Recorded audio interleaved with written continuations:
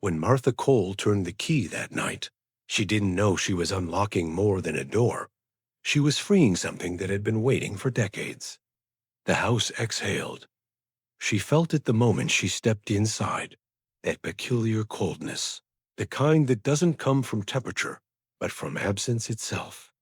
7 months had passed since Thomas died. 7 months of sympathy cards, uneaten casseroles, and the suffocating weight of other people's pity. The small Victorian in Millbrook felt like escape, like the only way to stop seeing his face in every corner of their old apartment. The realtor had called it charming. Martha would have called it haunted if she believed in such things. But she didn't anymore. Her suitcase made a hollow sound as it hit the hardwood floor. Dust particles danced in the shaft of afternoon light. Everything here was old, not antique old, but forgotten old. The kind of old where time moves differently, where hours feel like days and silence feels like a presence. We've all felt that fear being alone with our thoughts.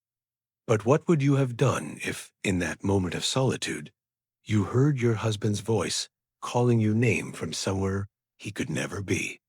Martha froze on the landing. The sound had come from upstairs, soft and familiar, carrying that particular tone Thomas always used when he was about to tell her something she didn't want to hear. She climbed the narrow stairs, leading to the second floor, her hands trembling on the railing. The second-floor hallway stretched before her like a throat, dim and narrow. One door stood open, the master bedroom. She could see something glinting inside, light reflecting off glass. But the truly terrifying part was yet to come. Asterisk, asterisk. The master bedroom was large, dominated by a single feature, an ornate mirror hanging above a long dresser. The frame was gilded, carved with roses and vines and faces that seemed to shift in the fading light. Her reflection stared back at her, but something was terribly wrong. The Martha in the mirror wasn't just tired. She was devastated. Her face wore an expression of absolute despair, the kind that comes from knowing something terrible, something that can never be unknown. In her reflection's eyes was guilt so profound it looked like madness. Martha stepped closer. The mirror Martha didn't move. They stared at each other for what felt like hours. And just then, the door creaked open behind her.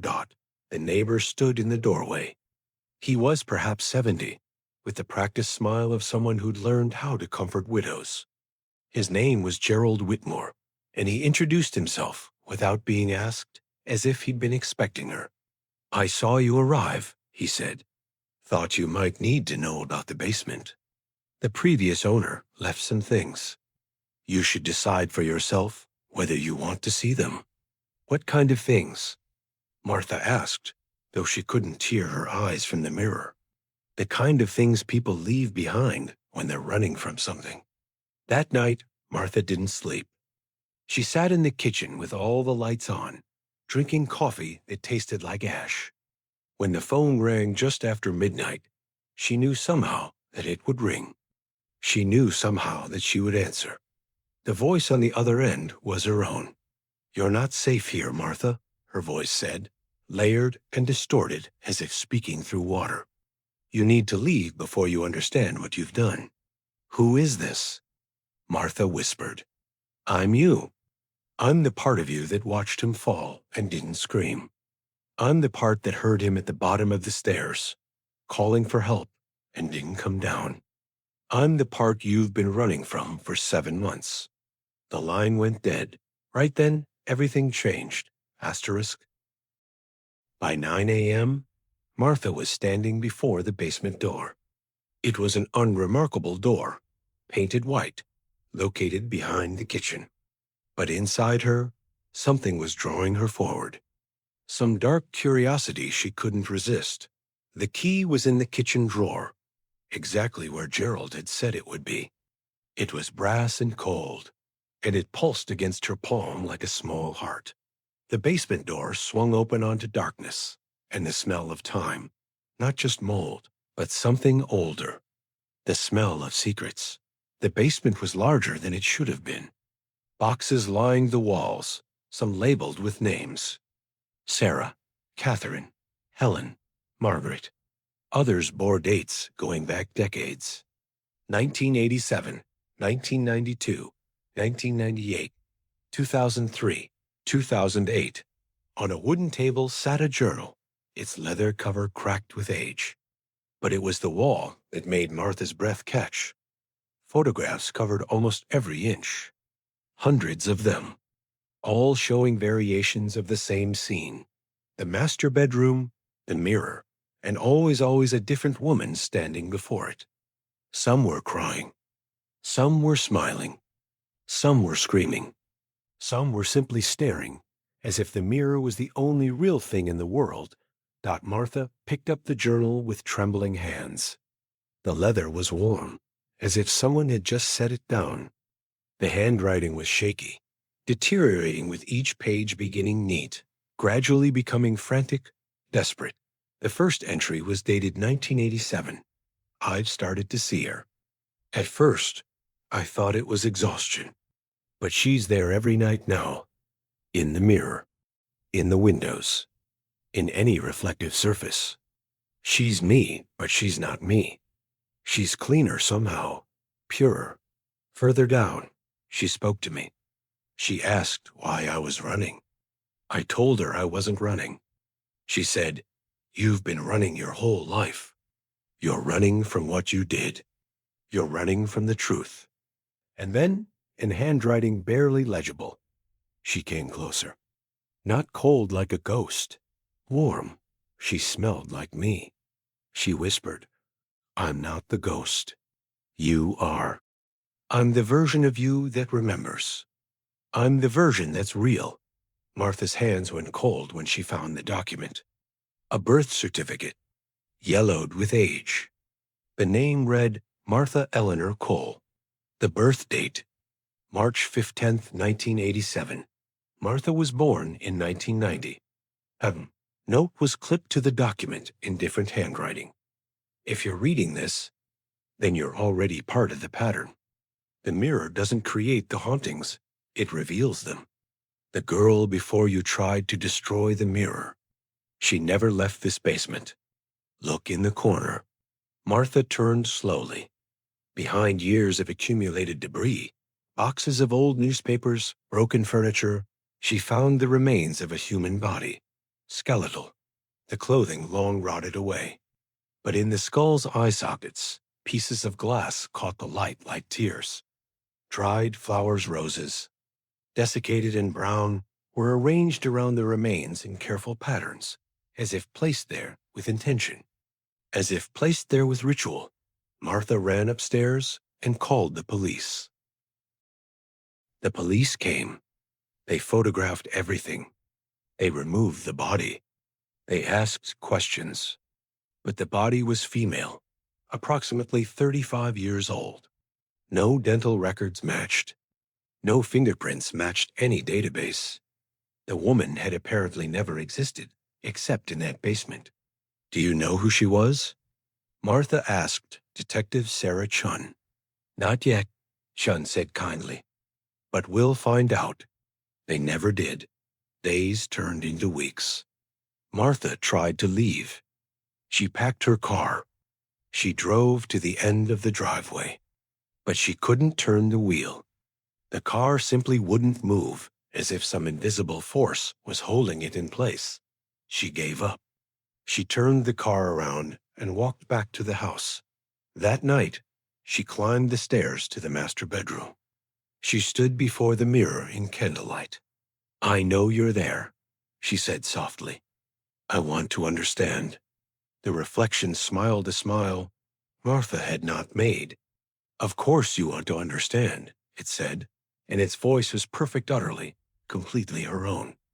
Everyone wants to understand why they're suffering. They want to know why they're trapped. Who are you? Martha whispered. I'm you. I'm the Martha you became when you let him fall down those stairs without calling for help. I'm the Martha that watched him die and did nothing. I'm the Martha that heard him gasping at the bottom of the stairs and walked away. I'm the Martha They took the insurance money and smiled at the funeral. Martha felt tears running down her face. I didn't kill him. It was an accident, was it? The reflection asked. He was arguing with you that morning. He said terrible things. He said he'd made a mistake marrying you. He said you were cold. Then he went upstairs. Then he fell, and you heard him calling for help. And you didn't go down. Everything the reflection said was true. Every accusation was completely, utterly true. The candle flared suddenly, burning much brighter. And in that moment of clarity, Martha saw something in the mirror behind all the reflections. A shadow, a presence. Something that was neither her nor any version of herself that had ever existed. Say it, whispered the shadow, and its voice was layered with 1,000 voices, all speaking at once, all hungry and anticipating. Say what you did. Say who you are. Give yourself to us fully, and we can finally rest. Martha took a breath. I killed my husband, she said, the words emerging like creatures that had been trapped inside her lungs, desperate to escape. I didn't push him, but I killed him. I heard him fall. I heard him calling for help, and I didn't go down. I let him die because I was tired of him. I let him die because for just one moment, I felt relief that I would finally be free. The moment the words left her mouth, the room went completely silent. The candle flame died. The shadow withdrew. When Martha opened her eyes, she was standing in her car at the end of the driveway. The sun was rising. Her hands were steady on the steering wheel. She could turn the key. She could leave. But Martha didn't drive away. Instead, she drove to the police station and confessed everything. She told Detective Chun about hearing Thomas fall, about waiting before checking on him, about that moment of relief before the horror had set in. She told her about the years of lies. Legally, what you're describing is not murder, Chun said carefully. There's no legal duty to rescue someone. But morally, ... That's between you and your conscience. Martha didn't argue. She left the police station, drove back to the house, and packed everything she owned. Before leaving for the final time, she climbed the stairs to the master bedroom one last time. She stood before the mirror in the afternoon light. I'm not staying, she told her reflection. And I'm not lying anymore. But I'm not forgetting either. She closed the door and drove away from Millbrook. She never looked back. Asterisk, asterisk, asterisk, asterisk, 6 months later, a real estate agent showed the house to a new family. The files were sealed. The basement had been cleaned. Everything was ready. The man of the family asked his wife if she wanted to see the master bedroom. She said yes. She was curious about the mirror, apparently. A beautiful one had just arrived as part of the estate sale. When she stood before it, she smiled at her reflection, but her reflection didn't smile back. In the mirror, something else smiled instead.